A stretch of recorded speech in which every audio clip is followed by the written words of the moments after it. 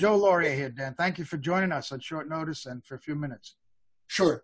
I'm very struck by the fact that the person who has now pretty much been revealed, I would say, thanks to her trial, as the source to Julian Assange, and Julian, of course, did not reveal this, but the source for the collateral murder video, and then later for the Afghan war logs, and for the Iraq war logs and the Afghan war logs, and later State Department material, was Chelsea Manning, then Bradley Manning, for which she served 7.5 years in prison, 10.5 months in solitary confinement.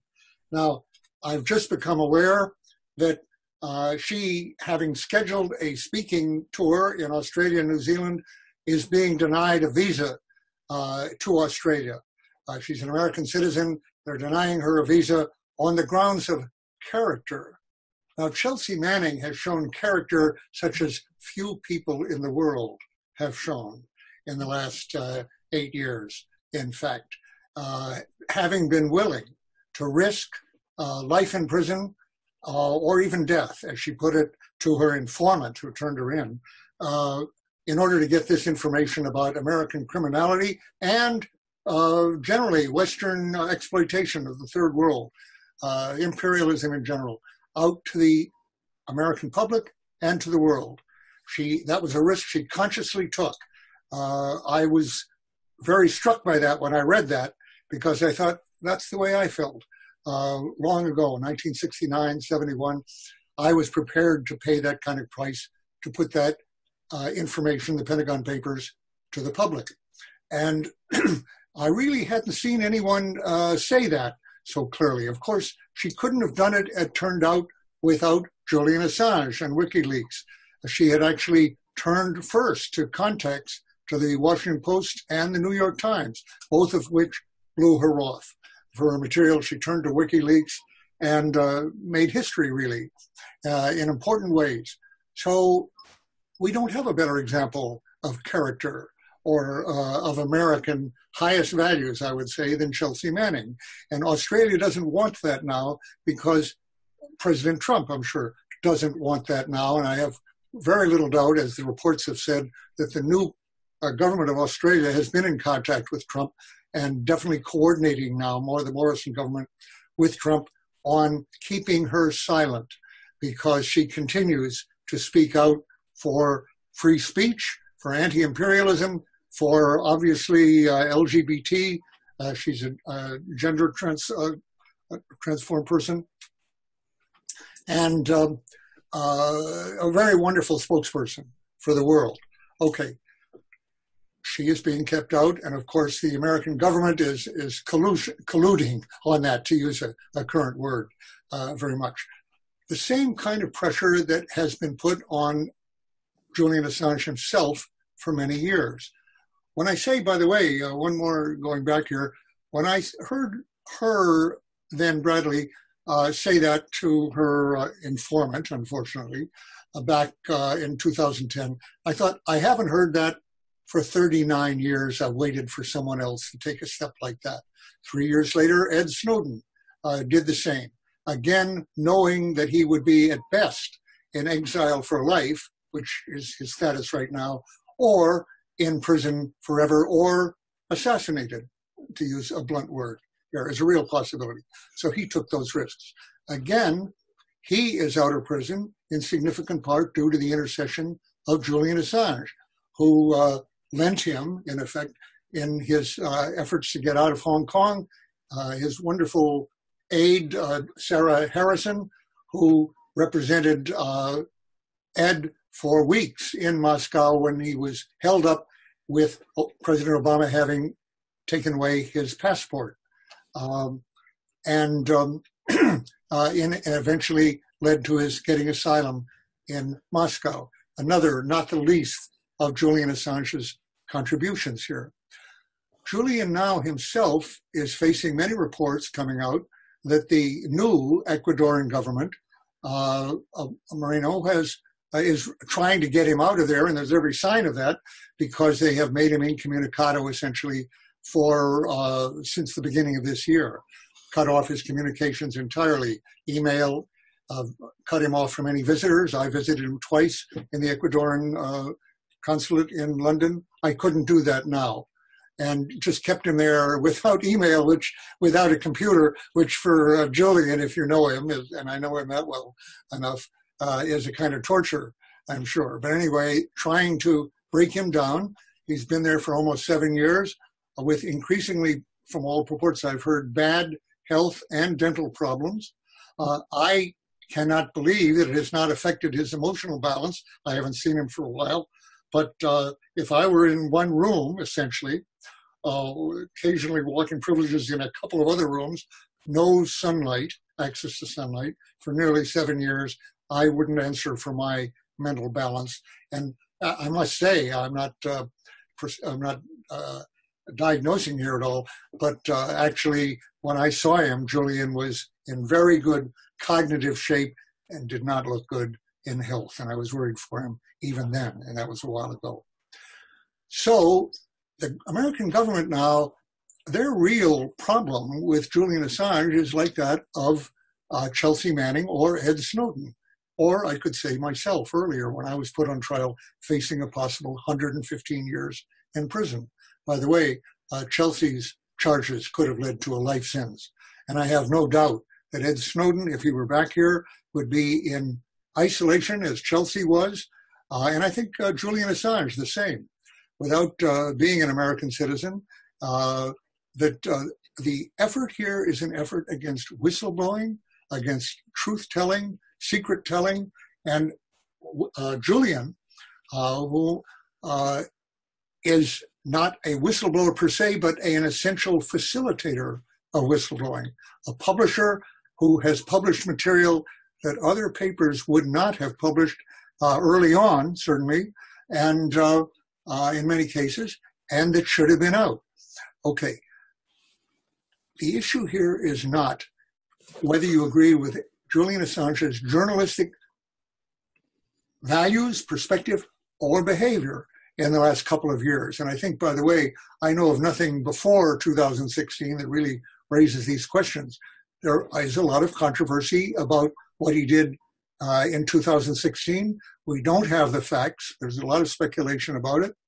And when we know more, I would say, he's subject to scrutiny like any other individual or journalist by fellow journalists and by the public, and by the readers and everything.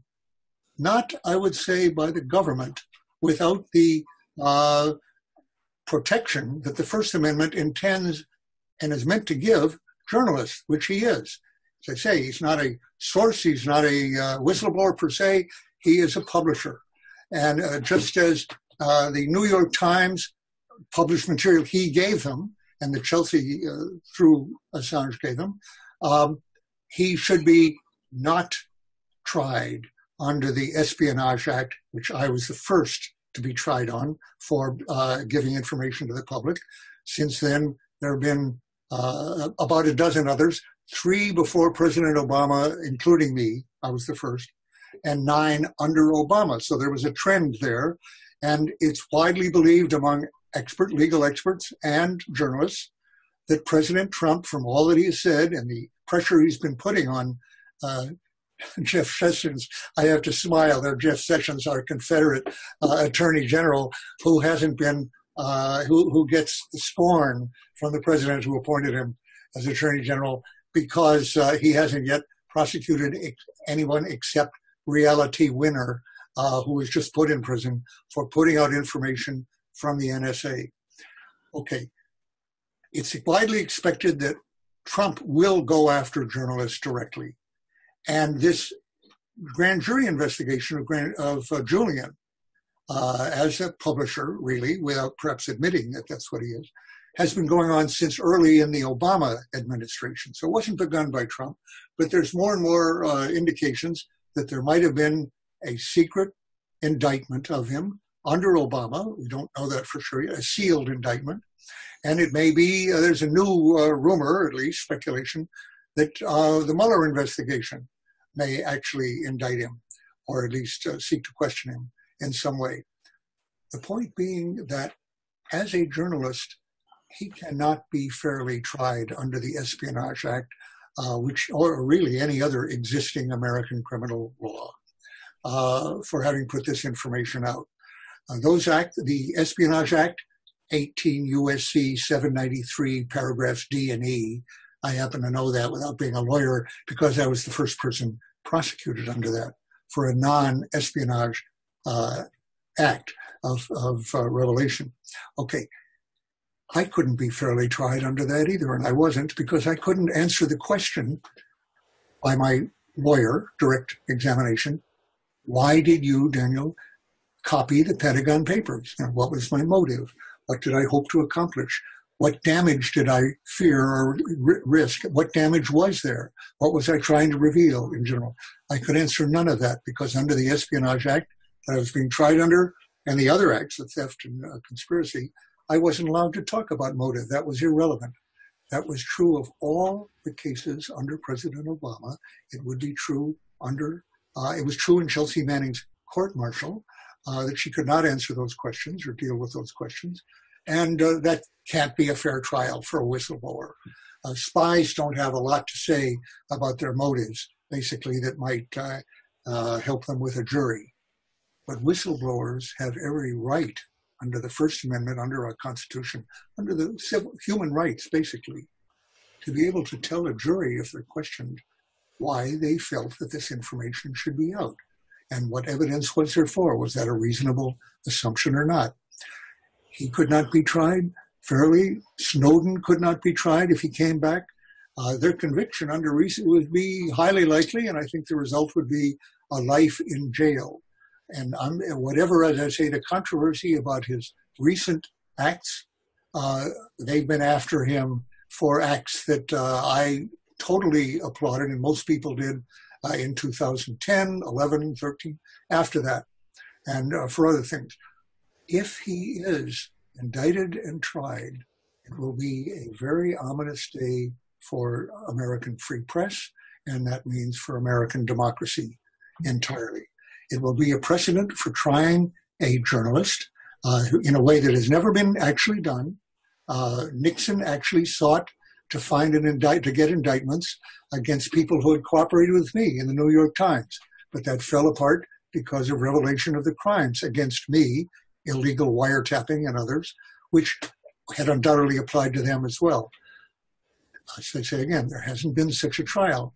They would love to start with Julian Assange on the grounds that other journalists, and we've just heard from KPFA of all places. I was surprised to hear that. My local radio station here has questions about backing him. Other journalists might be reluctant to say that he's a journalist in their sense. Bill Keller of the New York Times, who used his material at great length, said he's not a journalist as I understand the term. That was a despicable position for Bill Keller to take. And in fact, Ed Snowden did not give his information to the New York Times precisely because the New York Times had held up information on government surveillance, the very thing that Snowden was revealing, evident proof of. They had held up their testimony on that, which was ready to go out in 2004, I guess it was. Let's see, might have been 2008. I'm sorry, no, it was 2004, way back then, years before Snowden came out. The Times had information, but not the documents that Snowden had, and Bill Keller sat on it on appeal from the White House that there would be blood on their hands if they put it out, meaning we'll accuse you of that, whether there's any basis for it, whatever. They accused Chelsea of that. They accused Snowden of that with zero evidence that there was any such effect. Okay, they would love then to start with Julian as the foot in the door there to get a conviction, which they then would turn against journalists in general. And the other journalists would see that they might or might not see Julian as a fellow journalist, but the Department of Justice would see them as fellow Assanges, as fellow prospective convicts, criminals, for putting out information. So it's essential that Julian Assange not be indicted, be convicted, be expatriated to the extradited, I mean to say, to the U.S. It's if the Ecuadorian government puts him out of the embassy, violating the embassy that was given to him by the previous administration, President Correa, that would be a violation of human rights in general, which would almost surely lead to the British shipping him over here to an isolation cell indefinitely. And not only should he not face that, journalists must not face that in this country and others, and they would after Julian.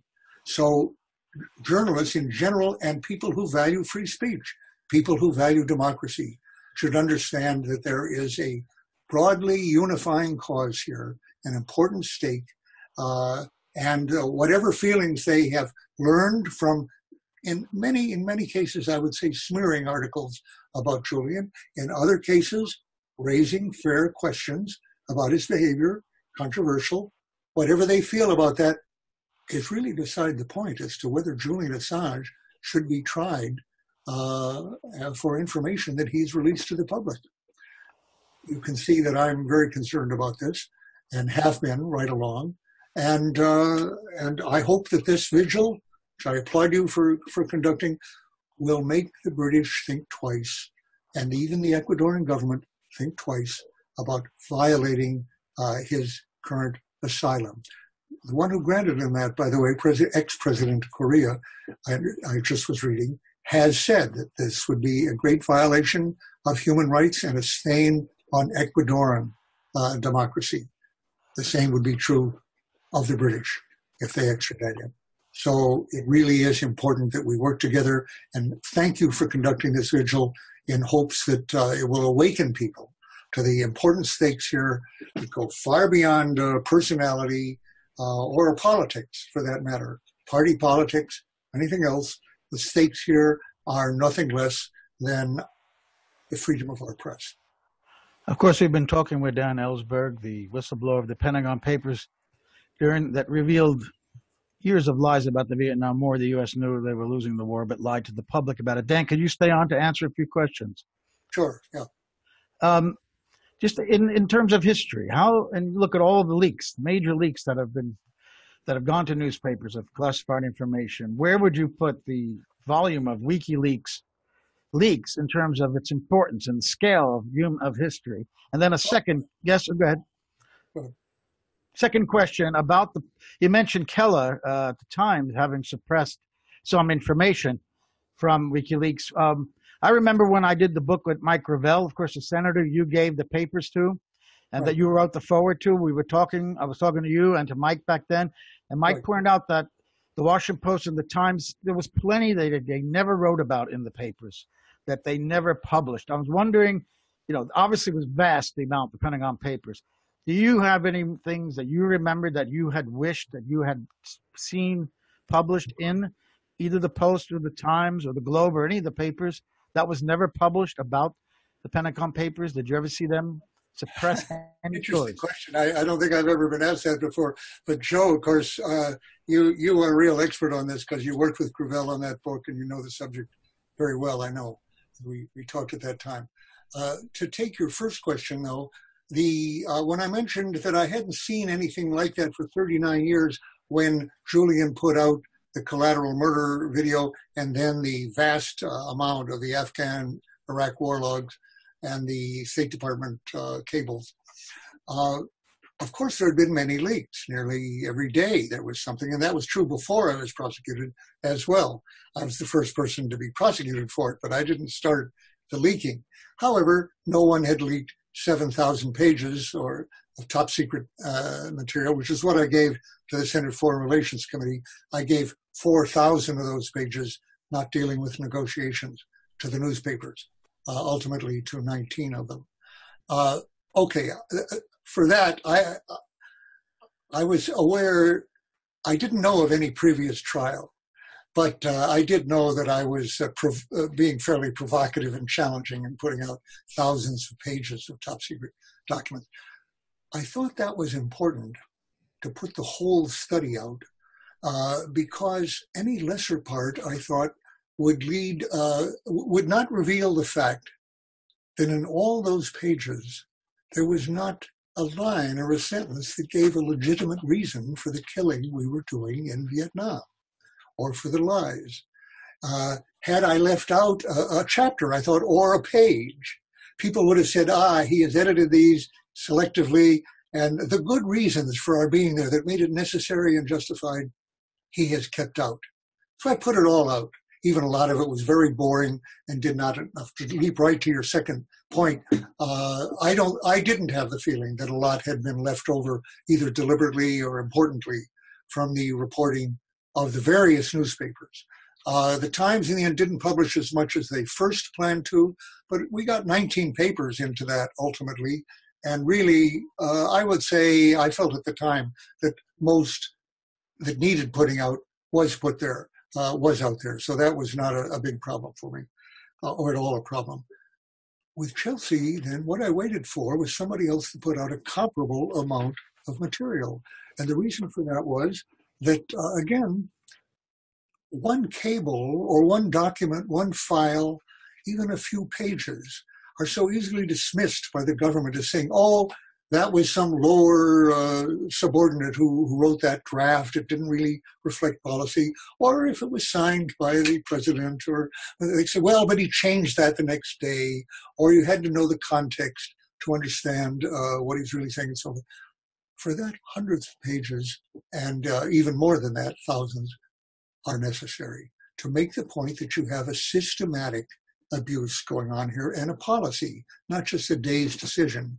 Now, Chelsea is an interesting case on that because one of the things she revealed in the Iraq war logs was that hundreds of times troops like herself had actually reported to their superiors that Iraqi prisoners they were handing over to Iraqi units, the units we were supporting, were going to be tortured, would be tortured, had been tortured. Now, our law, domestic and international, says that any credible account, a report or estimate that torture is in prospect or has occurred must be investigated and must be dealt with officially in general to stop that. And what Chelsea showed that, as in her own experience, people who reported that were told in every case the same formula: do not investigate further, embarrassing our Iraqi allies or clients who were torturing people. In other words, we had as much responsibility for that torture as they did under our own law and under international law. That was criminal behavior. It was a criminal, documented over and over in Chelsea's cables, a criminal order, do not investigate. The failure to investigate and act on it was criminal. And the worst of it, from the point of view of the Obama administration in 2010, was that her information went into the Obama administration, meaning that this very clear-cut pattern or policy, clearly systematic, went up through channels to the commander-in-chief, who was Barack Obama. On that evidence, he could have been indicted or investigated at the criminal court in The Hague, because torture is as clear-cut an international and domestic crime as you can have. This was clear-cut evidence. And the point I want to make here is that it took hundreds and hundreds of pages to show that this was a recurrent pattern. One instance of it wouldn't have meant very much. So this was one example. There were others, assassination squads, death squads, and so forth, where that was true. Likewise, of course, with Snowden. Again, in both cases, in answer to one of your questions here about the volume of this sort of thing, they were each able, of course, to use the digital era to put out hundreds, thousands of pages, where it took me a long time to make several copies so as to avoid losing them all, make several copies of 7,000 pages. They were doing, I couldn't have done 70,000, 700,000 pages, which is what they were doing in the Xerox period, which was the cutting edge technology of the time. I couldn't have done what I did before copying machines. So they did take digital capability, but what that has showed, as in the case of Reality Winner recently, was you can do it perhaps even more easily than in my day. It took a lot of lengthy copying, page by page, but you can't keep from being found. someone like Snowden, who was an expert at counterintelligence, counter-surveillance, believes he could have pretty well gotten away with it had he chosen to do that. But he didn't choose. He didn't want other people to be blamed for it, just as I didn't, as a matter of fact. Another thing that makes me feel an identification with Snowden. He revealed himself. Chelsea had intended to reveal herself ultimately, but she was arrested first, having talked to an informant. So there's a long answer to your two questions. That's quite okay. I mean, with Chelsea Manning, the thing, of course, that's most disturbing, I think, is that the collateral damage tape in particular revealed what appears to be a war crime by American pilots shooting civilians and laughing about it. And, yes. And instead of those pilots and those pilots' commanders and even higher-ups being indicted, she was indicted and thrown in jail. That is really the most... That's generally the pattern. John Kiriakou spent 30 months in prison as a former CIA agent, employee, as having revealed the name of someone who committed torture. The person who did the torture was not prosecuted or indicted at all, nor was anyone else in the torture process. That's right. The person who was prosecuted and or spent time in prison, John Kiriakou did both, the only one is the one who revealed the name of a prosecutor. No one else involved in this totally criminal process. I wonder if you could just talk a little bit about the motive of why the government goes after people like Chelsea Manning and you. Well, they committed a lot of crimes. And John Kiriakou claims for national, they claim it's for national security interests, but it's really, isn't it about their own interests, their own security, their own power as intelligence agents or as governments? Isn't that what they're really after? Obviously, there are, I say obviously, but I believe this. Snowden believes this. I know that Chelsea does because there was so much she chose not to put out. Namely, that yes, there are legitimate secrets. A good estimate that need to be protected for some period. There's very little that needs real protection for national security over a couple of years. There's some of those too. But a good estimate by an expert on this who had actually written the regulations for the Defense Department testified in my trial that a good estimate of the amount that deserved protection under the rules that he had written, actually, and that were extant then and now, it deserved, really fit the criteria, what needed protection for national security, was about 5% of what was stamped classified. But after a couple of years, he said a tenth of that, half of 1%. So we're not talking, now that's a lot of pages, because we're talking hundreds of billions of pages here at a time that are secret. So half of 1% is more than a safe full of it's a lot of documents, except that what is, quote, overclassified is not 25% or 50% or 60%. It's like, after a couple of years, 99%. And even at the time, 95% should not be classified. Now, why is it? Well, a lot of it is because it reveals things that would be, to say the least, embarrassing to the officials, to the administration. And when I say at the least, I'm talking about bad estimates, mistakes of various kinds, but very quickly coming into criminal actions, deliberate deception of the public on matters of war and peace, very, very serious wrongdoing by the government. And by the way, it's hard to know at the time exactly what will turn out to be especially embarrassing later in terms of the bad estimates so you classify everything and keep it classified. So as you say, the point is not for the bulk of material classified at any given time. The purpose of that is not to protect national security, but to protect the asses of the people who wrote or gave the directives. Protect their security, as you said, their job security, their prestige, their careers. That's what it's for. And to this day, I think people look at people like Chelsea Manning or Ed Snowden and say, in the presumption, that when they put out an enormous amount of classified material, they must have endangered national security. Or why would it have been classified? That's their presumption. It's mistaken. The burden of the proof here, the notion that there's a presumption, there's a likelihood, a probability that something that has been stamped secret should have been kept secret is wrong, actually, for most of the material, not all of it. So these people, in other words, I think the journalistic community as a general have not informed themselves on what I just said, on the actual nature of the classification system, what it's for, and they kind of accept the status quo is more or less right. They do their best to keep secrets, the government. We do our best to get them, and we get about as many as the public needs. Yeah. That cannot be more wrong. They do not remotely get what the public needs.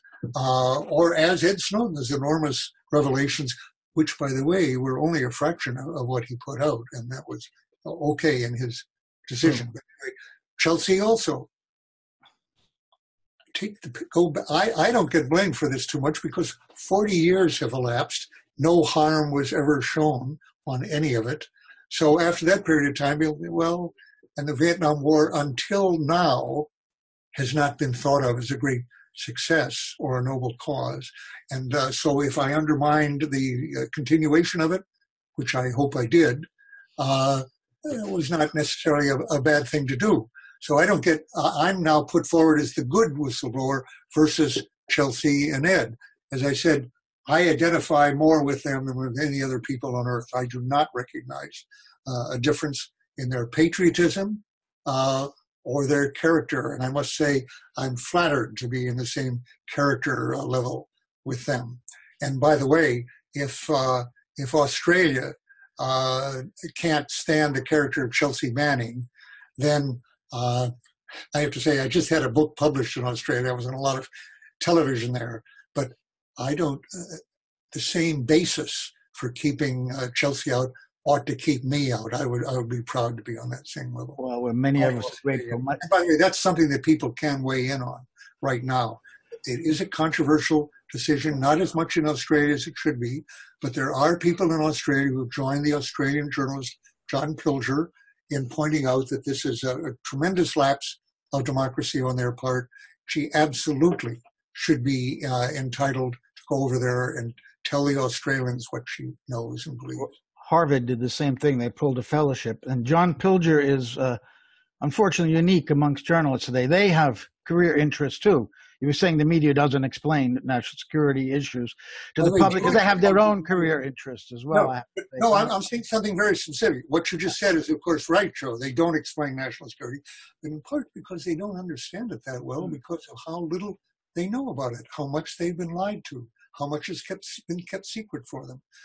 I have always believed for 40 years that a follow-on to the Pentagon Papers should have been that the newspapers should have looked at those documents and gone back to their own coverage and asked themselves and published the results.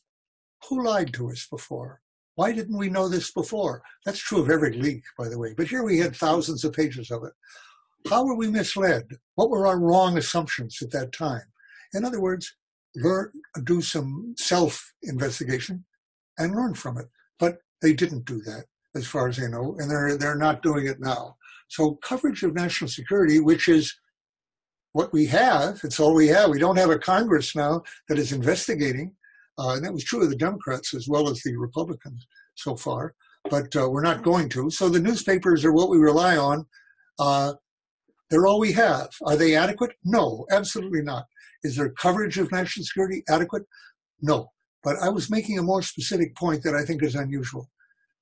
They have not looked into the process of secrecy in a critical and investigative way to ask how much of this is actually protecting national security and how much is keeping us, the Americans and the press and Congress even, in the dark. The answer is the overwhelming majority of it is the latter. But I think very few newsmen really realize that. So they don't get enough leaks. By no means. To some extent, I think there's a symbiosis here with journalists who want exclusives and leaks with the secrecy system.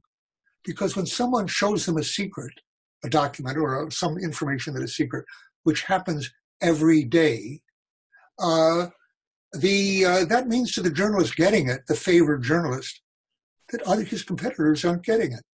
It's not in a press conference. It's not in a press release. He or she has it. So he can have an exclusive. She can have an exclusive and have a scoop. Next day, next week, a competitor gets one, another favorite competitor. But that's all right, because the week after that, I'll get another one if I'm good and not too critical. And I, play along with their game. I don't expose my source, et cetera, et cetera. So the secrecy system, to some extent, serves them. It gives them exclusives. I ask you, Joe, you're the journalist, but is there possibly some truth to what I've just been saying? I think you understand it extremely well, Dan, unfortunately, how that game is played. I remember you telling me when we worked on the book that you had gone to Congress first and they didn't want the papers, and then you realized you had to give it to the papers first, the newspapers. Yeah. And once it's published newspapers, then Congress might act. I want to finish with one last question, if you don't mind, Dan. I'm trying to imagine a scenario in which Assange could actually get out of that embassy in London and be a free man. And I can think of maybe one, but it's a stretch. I want to know what you think of it. I think, I have no way of knowing for sure, but it seems to me that Ecuador, Lenin Moreno, is negotiating with the U.S. They have a huge prize here. They are holding Assange. The Americans want him. I don't think he's going to give them up for nothing. I think he's going to demand a lot from the U.S. in return. He has no principles, as the previous government did of Korea, as you say. So suppose the Americans offend him and don't give him enough, and they treat him like the American governments have treated most Latin American leaders, as a lapdog of the U.S., and he becomes offended and decides to hold on to Assange, and then Jeremy Corbyn is elected prime minister, and he decides to let him go, to pay that bail, whatever the fine for skipping bail, and then he's a free man, and he will not be extradited. What do you think of that? You have given me a ray of hope there. And I would hope, by the way, that Corbyn would, in my own personal desire to keep civilization going with all its flaws and not have a nuclear winter, Jeremy Corbyn, I can well imagine, as perhaps the only leader of a nuclear weapon state who might actually show leadership to the world and move Britain itself away from its nuclear posture, its nuclear arsenal of Trident submarines. So I have thought of Corbyn as something of a hope there. He doesn't have his party leaders behind him, but he has his party followers behind him very well. They vote. Real difference here. Now, you've also just told me that's also true of Assange, and that is nice. I thank you for giving me some sweet dreams tonight. It's very slim, Dan. Thank you so much for joining us on this, giving your time tonight to talk to us about. I'm glad. Thanks to talk to you. And everything else. All the best. Bye. Bye-bye.